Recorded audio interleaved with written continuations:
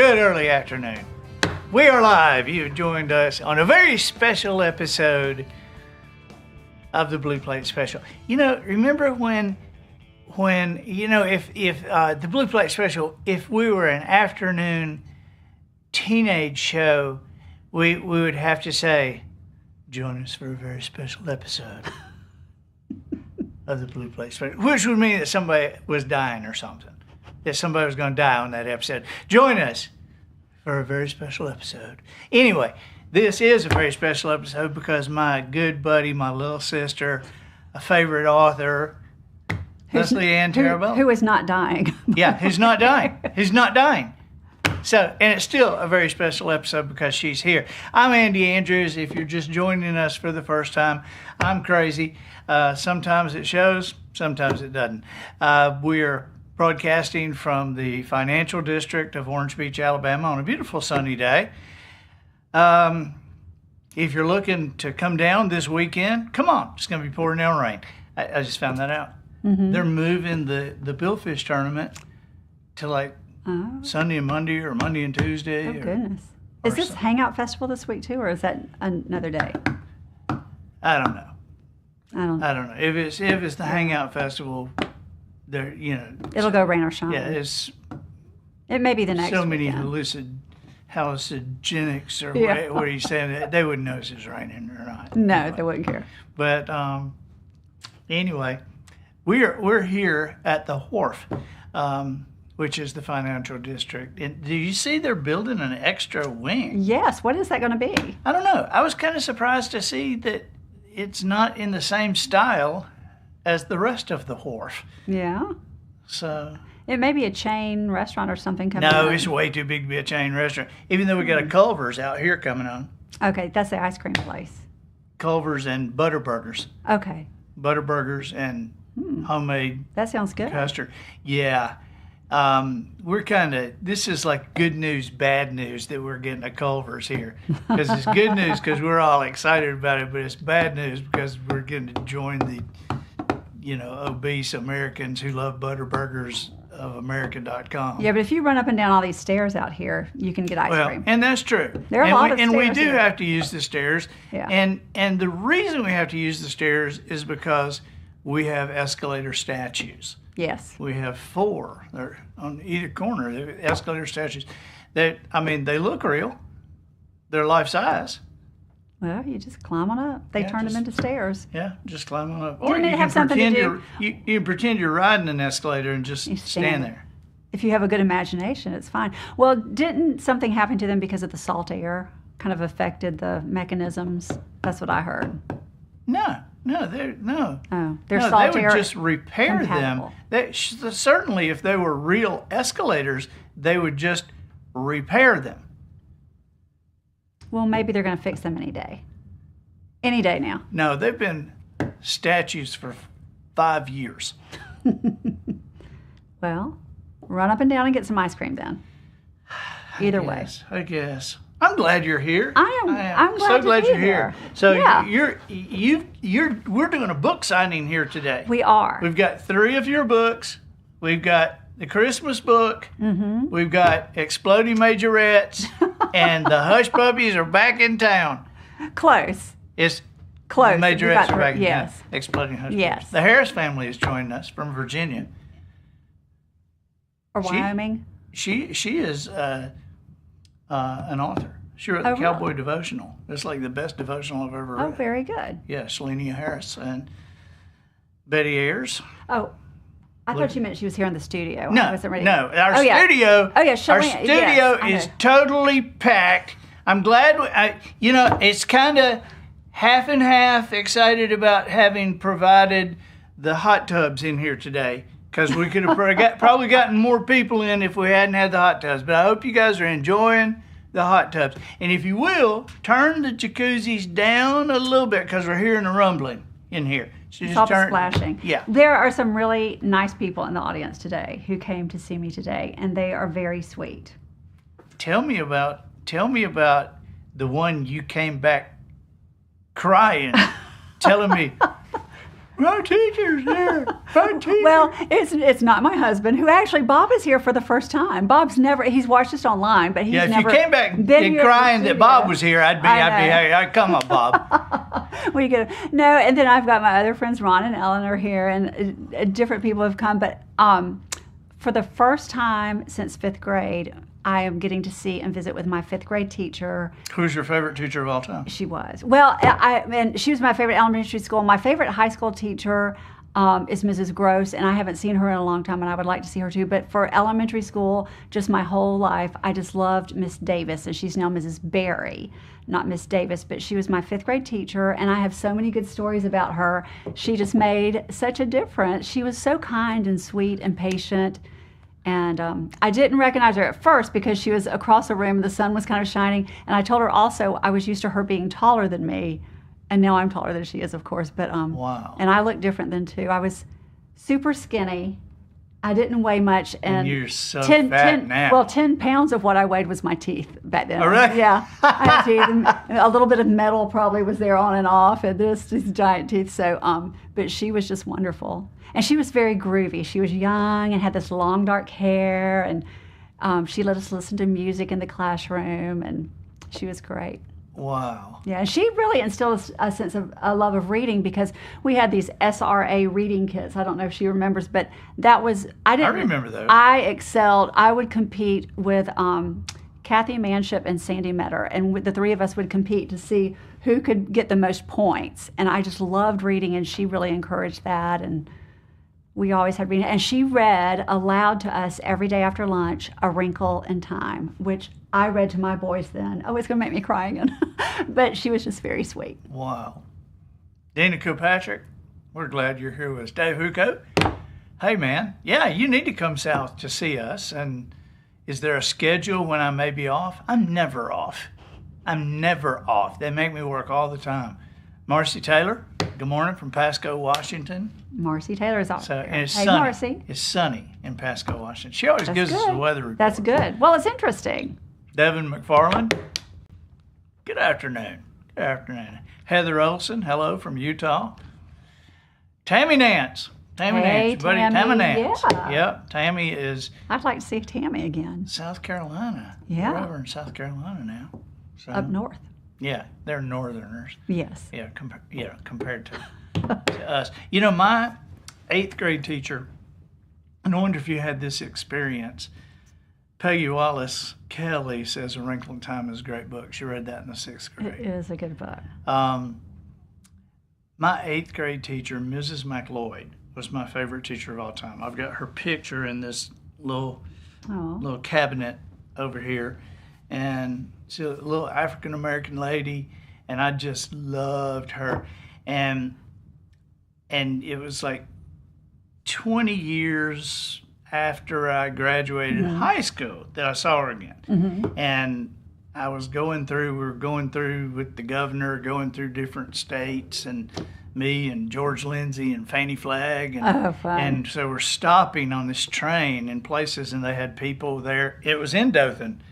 Shanda Danner and joined from Dothan. It was in Dothan that we stopped, and that's where Ms. McLeod was, Gerard Junior High School. And so when she came up, I recognized her, but I was shocked because I thought she would be like 90 years old. But evidently, because to me, when I was in the 8th grade, she was an old lady, but evidently she was like in her early 20s. And, she wasn't that much older than me. And it was like, there's Roberta Ramsey watching from Panama City Beach.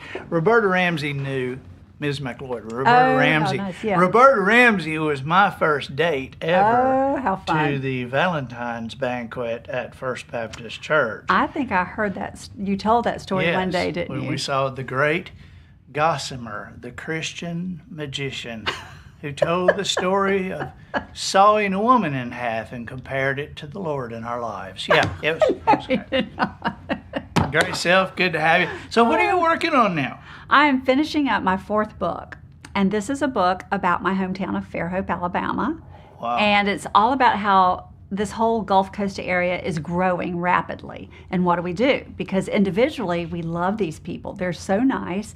But as a group, they're crowding our streets and they're crowding our houses and schools. So what do we do? Yeah, we're paying our tourist boards and we don't really want them here. Well, it's going to be an interesting book because I try to keep everybody happy, try to make it lighthearted. And there are short stories about people who live in Fairhope who've done really neat things and started charities and just different kind of, some are lighthearted, some are more serious. And so it's just a little bit of lightness. It's not scientific. Are you telling about the sign y'all put up over there now? Welcome to Fairhope, now go home? No, we would never say that. Never did. You're much too polite. We are. We're much too polite. Janice Burrell from Calhoun, Georgia is watching. Everybody watching needs to go online. And now, do they go to your website or go to Amazon? Two of my books, I believe, are on Amazon. One has sold out. And you know what happens on Amazon is when it sells out, suddenly you can get used ones, but the price goes up. So I looked the other day and my majorettes are back in town, is selling for like $46. And I thought, ooh, that's exciting. But it's just because they need to order more. And so it's a really strange situation. Can they order from you? They can go to my website. It's leslieanntarabella.com. Well, I say go to you. Yeah, go to because you. that can way go to you can me. get it autographed. Yes. And everything. Yeah, and Barnes & Noble, you can order them if they don't have them in the store. And the one in Spanish Fork Go here. to leslieanntarabella.com. Yes. Or you can come to Wisdom Harbor now here in Orange Beach. Yeah, we're going to have them in the store. And grab them here. We're going to have them in the store. Yes. And so you can come Yeah. live time, get them here, or buy them from Leslie And Ann. The Majorettes Are Back in Town was named by the newspaper one of the best Alabama books to take to the beach. And so Wow. you're here at the beach. Here at the beach. Take it to the beach. Be perfect. You're a mile from the beach. Just get it. Go right to the Yes. beach. These are great books. Joey Jones just came in, which I was embarrassed for you. You know, that you didn't know who Joey Jones was. He looked familiar. You and know, he introduced you're a himself. Florida State communist. And so, how would you know who Alabama royalty is? I mean, this was wide receiver, All-American.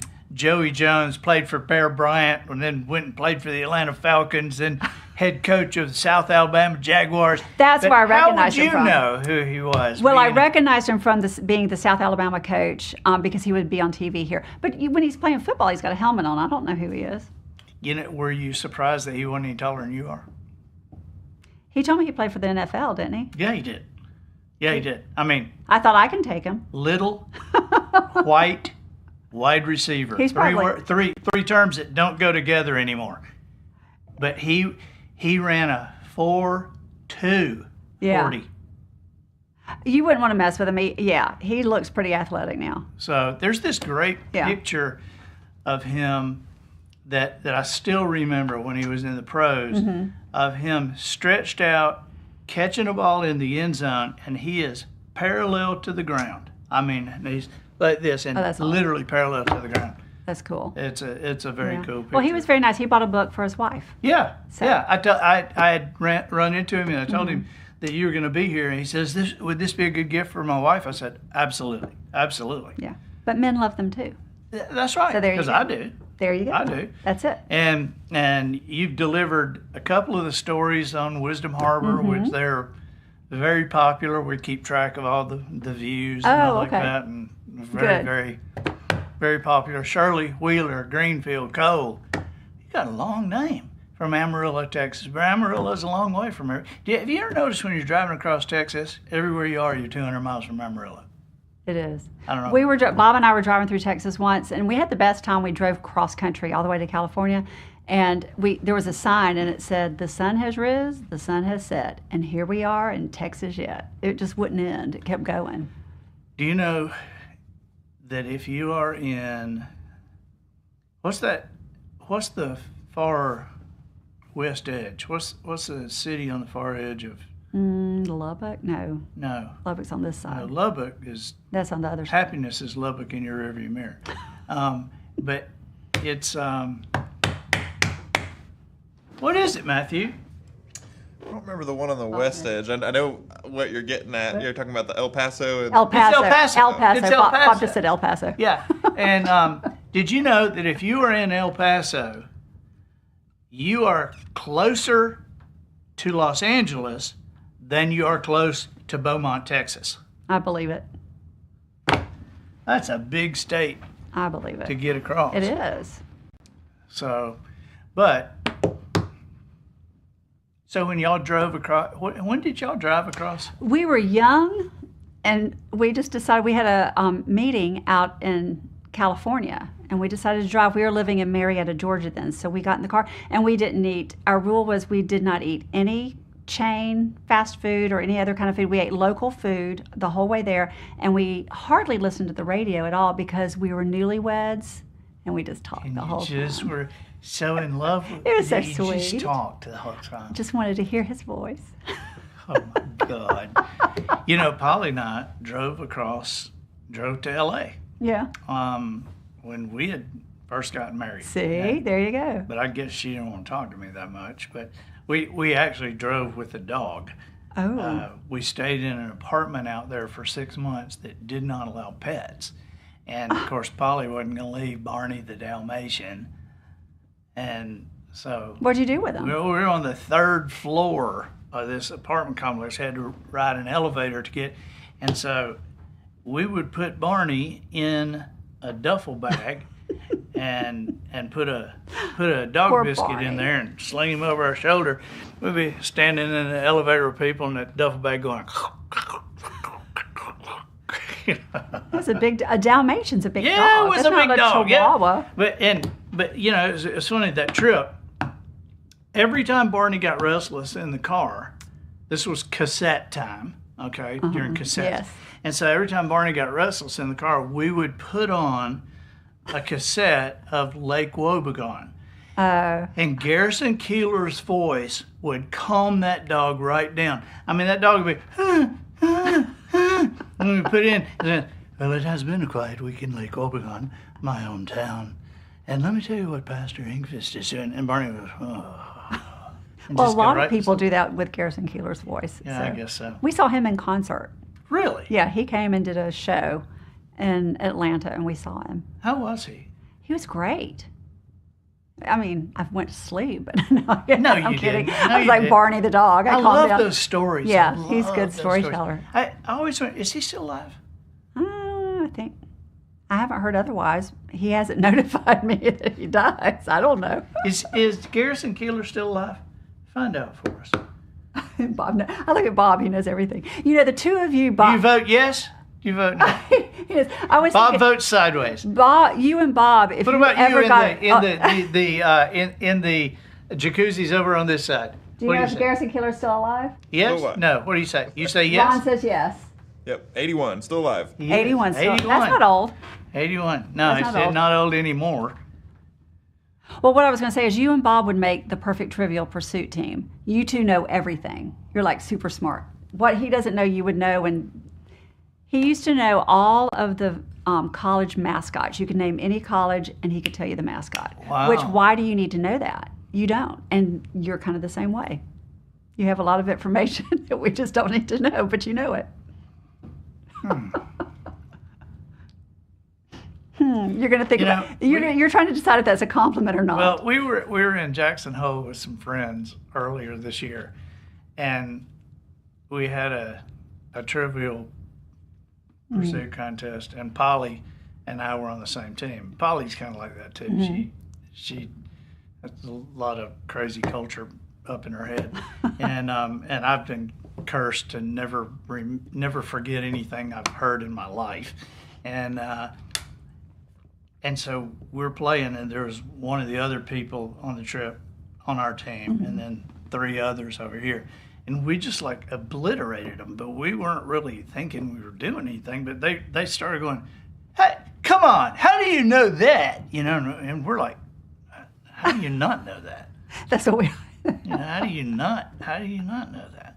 How do you not know what the oldest boy child on the Brady Bunch's name is? How do you not know Greg? Greg. You know, it's like, but Barry Williams, yeah, the actor. yeah. But Thank you.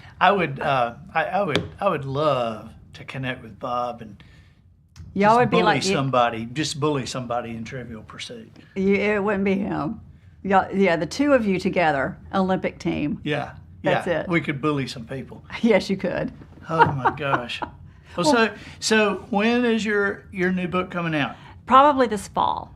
And you know what? I'm aiming for November, either that first or second week, but there's also an election that week, that time of the year, and so I don't know if there would be class favorite. Yeah, I don't know if it's a good idea to release it that week, the next week, what the mood's going to be of the country, if they're going to want a book or not. You won't get on any TV shows. Well, and talk radio won't have you.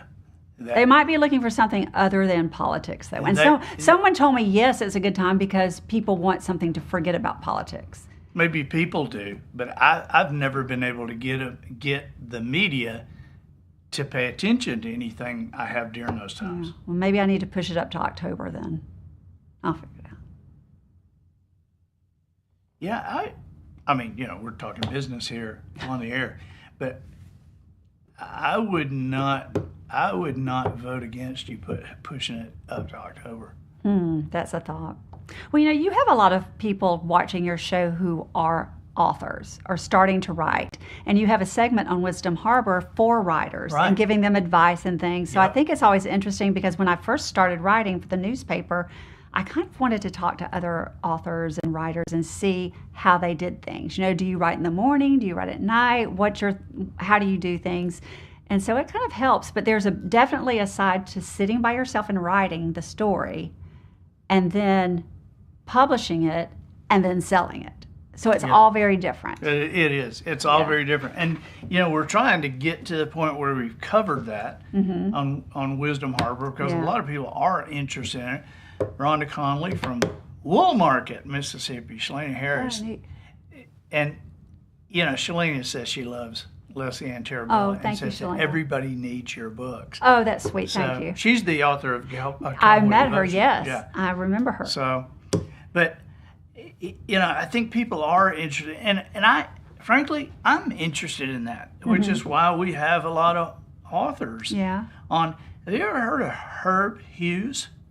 I don't think so, no. I had not either. And somebody asked me that a few weeks ago and said that he's an author that lives in North Alabama and has several novels published. And so they gave me one. They gave me one called Kaneka, and it's a historical fiction of the Civil War.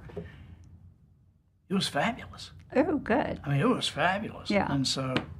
Well, in our audience today, my friend Ron Mazzaros wrote a book. When you said Civil War, it's about it's called Falling Leaves, and it's a story about a woman traveling to find her husband during the Civil War. He's been injured. I'm probably saying this all wrong, I hope, but have I heard of that book? No. Well, I think I told you about it. It's wonderful. And at first, I've known Ron for several years, and he told me it was a female character, and I thought he's not going to be able to get into a female character's voice, but he did great. Ellen, his wife, is here. She may have helped that a little bit, but it was one of my favorite books I've read recently. It's very good. Falling Leaves. Yes. By Ron Mazzaros.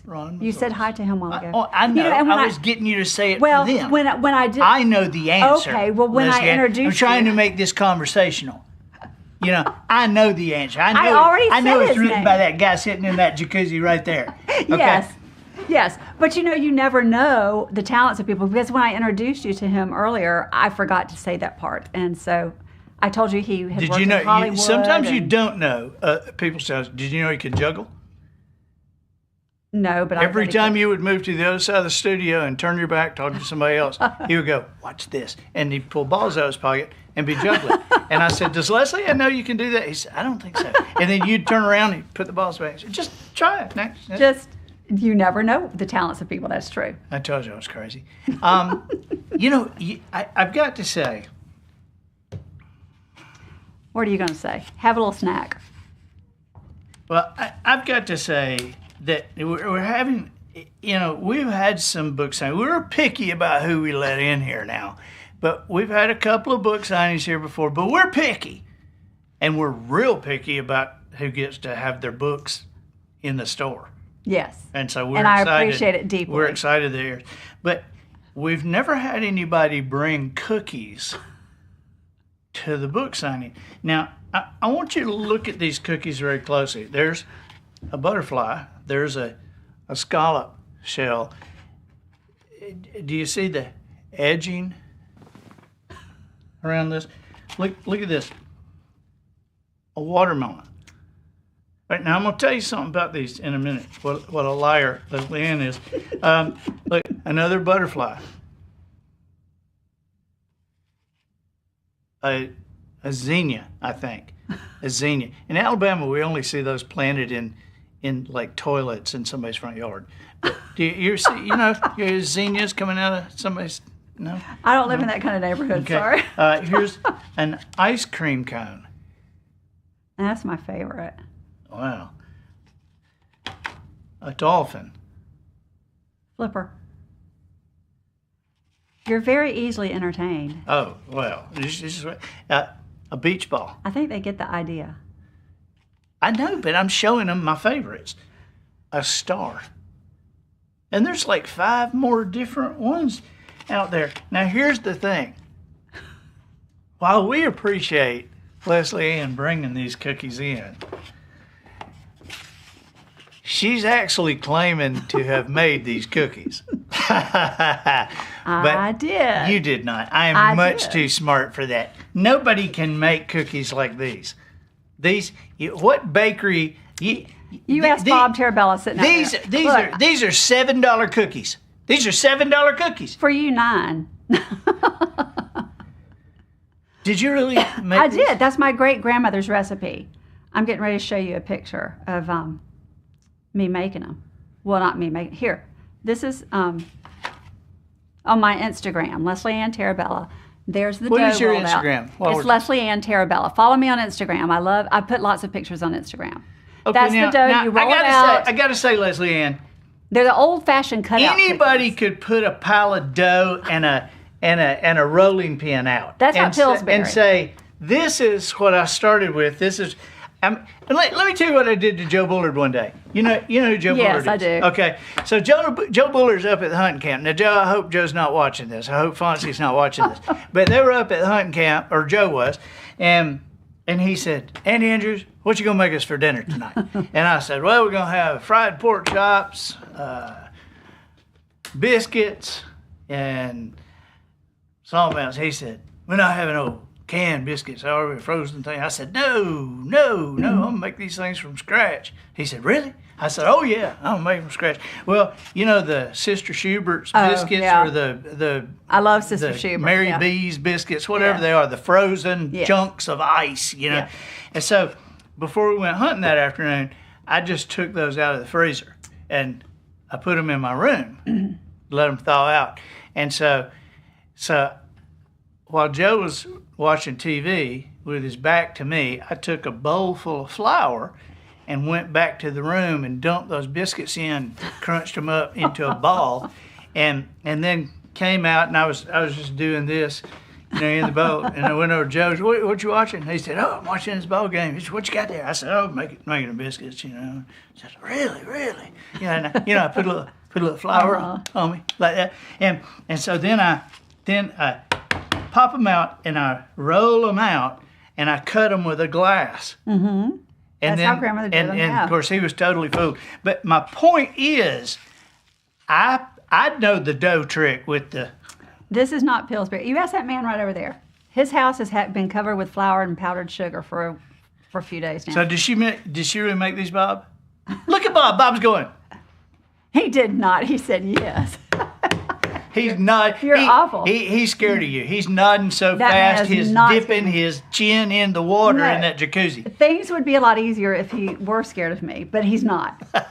We'd get along much. I'm going to tell you this. My mother had 400 cookie cutters, and she was in the Cookie Cutter Club of America. And then she gave me cookie cutters until I had 200 cookie cutters, and then I just inherited her 400. So I've got any shape you want, I can make you a cookie. And it's just stress relief. It's nice to get in the kitchen and bake, but now I haven't done it in a long time. I made some for my son's wedding. So when my son got married, I made some for his wedding. And actually, you don't see the ones. I made some others for my other son. They're guitar cookies. I should have brought you some for your son. But I made guitar cookies for him. Well, I'm gonna tell you, if this is stress relief for you, you can relieve your stress on us anytime. Well, but get this, I can't make biscuits. I'm a terrible bread baker. You know how to I can thaw do out some Cookies Mary all day long. B's frozen Mary biscuits. B's, Mary B's. There you go. But you got onto me one time because I admitted making dumplings using Mary B's dumplings, frozen dumplings. Yeah, don't do that. And you said you Yeah. claimed you knew how to make them from scratch. I do. But after I the do. Sister Schubert story, I don't know whether I No, believe it or no, not. I do. I'll make you some chicken dumplings. My chicken dumplings are the best. Mine are good, but I use Yours are good. I Mine use are the best. the ones in Pensacola are Mary B's. They're made in Pensacola. Did you know that? Mary B's. Really? All right. I didn't know. I know Sister Schubert lives in Andalusia. Yes. And she sold that company, though. She doesn't own it anymore. Yeah. But it's still called Sister But you Schubert. sell it for like Yeah, those $150 things are million. good. On Christmas morning, I always get those little sausage rolls she has. Yeah.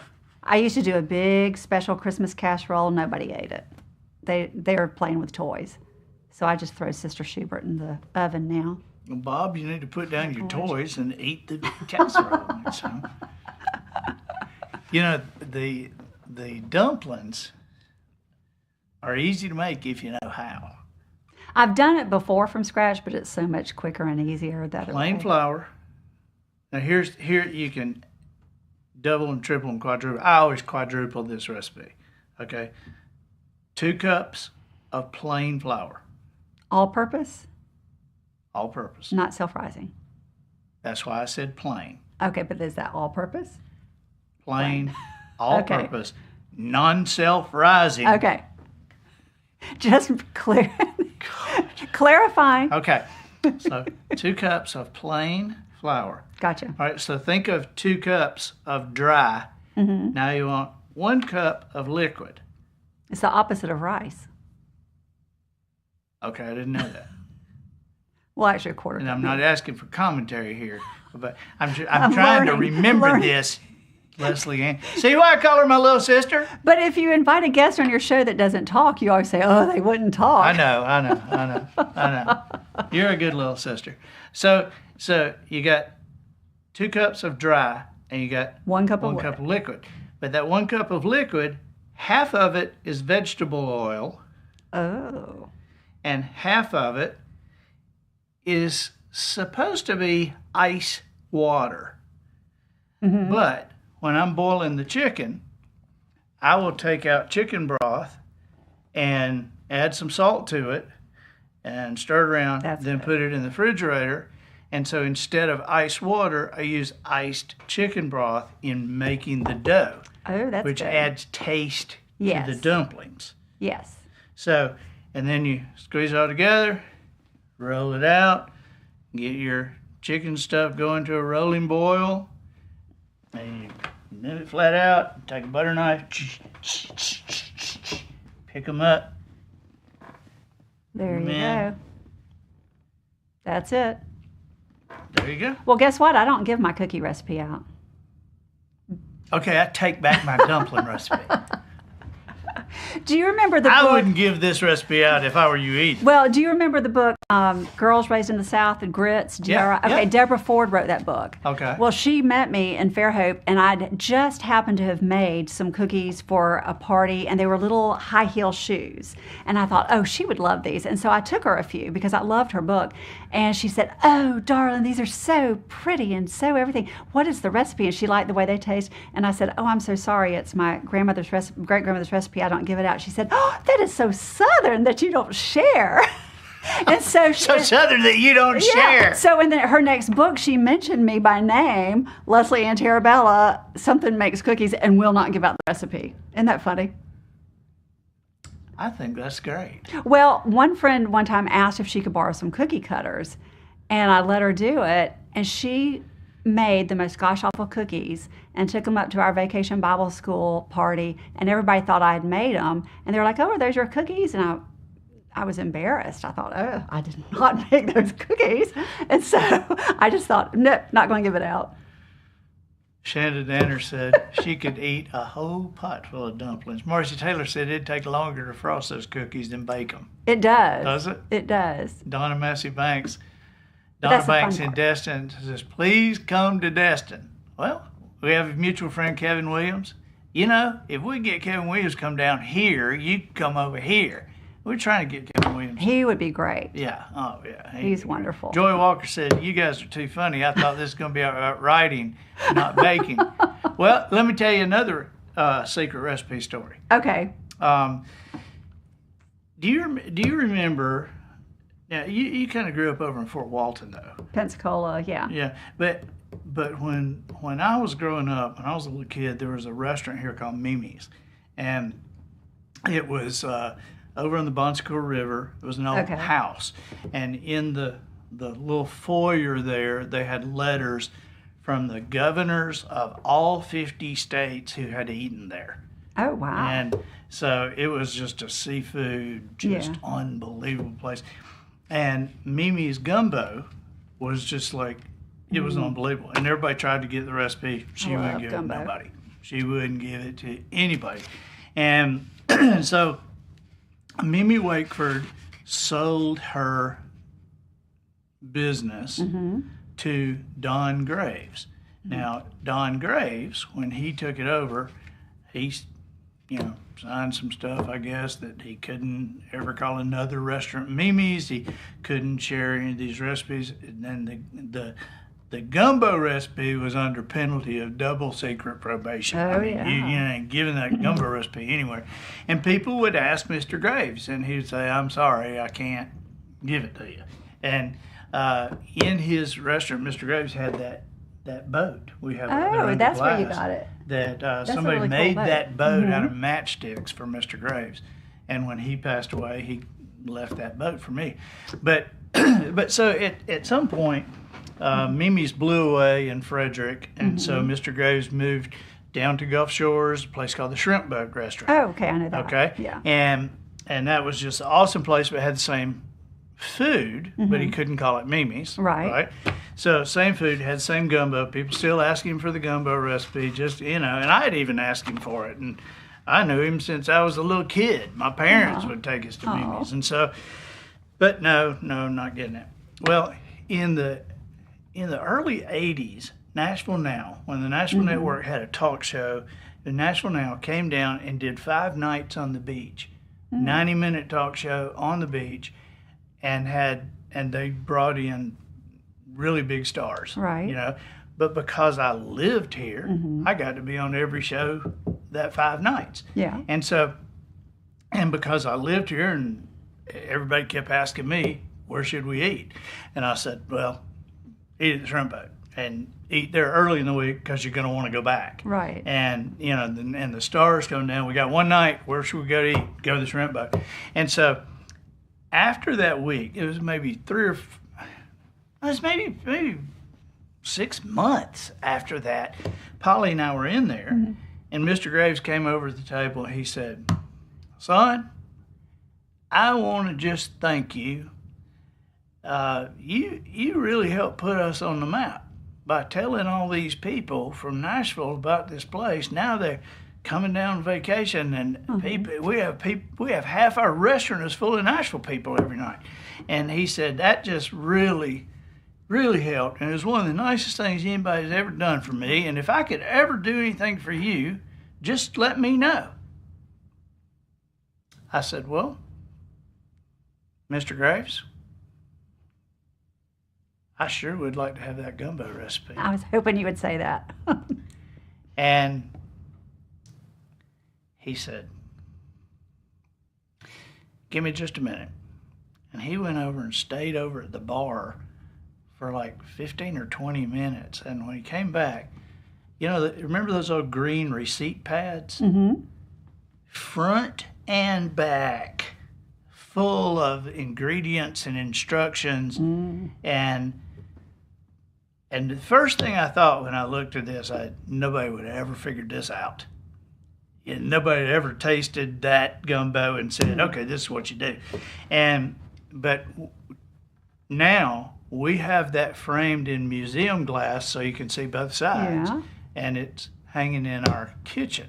Now, I can't officially give it to anybody, but when you and Bob come to the house, if you take that off the wall and go to the bathroom for a few minutes, pull up my phone, I'm not going to notice. I might be trading some cookie recipe with you. You heard it here first. But these are gorgeous, and I'm blown away. Oh, well, you're so nice. Well, I love being here, and you're very nice to include my books in your store. Well, we're honored to. Your books are worthy of being in the store. Well, that's very nice. I thank you. You've got good people coming in to see you, and I think our books are compatible with each other. We don't ever write the same kind of thing or the same style, but I think we reach the same audience, and so it's fun. And we love it. Everybody in here loves it when you come over to record for Wisdom Harbor. And if you haven't joined the streaming service Wisdom Harbor, it's $27 a year, for God's sake. What are you waiting on? I mean, this is going in schools across America, and people are loving it, and your buddy Leslie Ann is a big part of it, and so join. It's exciting. Very fun. I've learned things on there. I actually have too. I was proofing some scripts that haven't been done yet, and learned something. What was it yesterday? I came out telling everybody, "Hey, get this! Did you know this? What was that? And what subject was it on?" I can't even remember. You do so many, you don't know. I was editing like 6 different Bet You Didn't Know scripts. Right. And wasn't it something about Bezos at the end? Something about the internet? Jeff Bezos. You said something. Oh, about yes, Amazon. It was. It's the, and I'll go ahead and tell you this, but it's the punchline to the whole article. The article's about the internet. Right. And so, you know, we do these things and tell the story and do all the motion graphics and all like that. And then we get to the end, we give them a good punch and go, "Bet you didn't know that." Right. And so this one was one of the internet's biggest businesses, Amazon. When Jeff Bezos was beginning, he wanted to name it Cadabra, which is an abbreviation of the word abracadabra. But he decided against going with Cadabra when one of his attorneys misunderstood what he said and saying, "Cadaver? Cadaver. You're going to name it Cadaver?" And he thought, "No, Yeah. bet you didn't know that." Yeah, didn't know that. Isn't that funny, though? That is good. Did you know that if you started making $7,000 an hour when Jesus was born, and you made $7,000 an hour ever since Jesus was born, today you would still not have as much money as Jeff Bezos? I didn't know where that was going. Is that crazy? Yeah. You wonder if he's happy.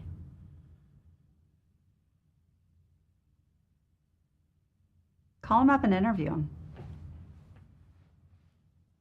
You know, when I knew Amazon had just gotten way out of my imagination was when I was talking to my publisher one time about trying to put some pressure on Amazon for something we were wanting them to do. I mean, come on, you're a major publisher. You put some pressure. And they said, "We can't put any pressure on them." And I said, "Really?" He said, "No, they made it very clear to us that they make more money from baby wipes than they do from books. All books make more just from baby wipes." Oh, yeah. Wow. I'm like, that's just gotten out of control. It is. That's as crazy as being a fan of Florida State, you know? It's not that crazy. But thank you for being here. Oh, well, I enjoy it. Every time I come over, it's just fun, and we have a good time, and I love all the people in the background that never get to be seen. And you know, you invited me to do the Fairhope parade. Oh, the Christmas parade, with yes. you, and that was a crazy night.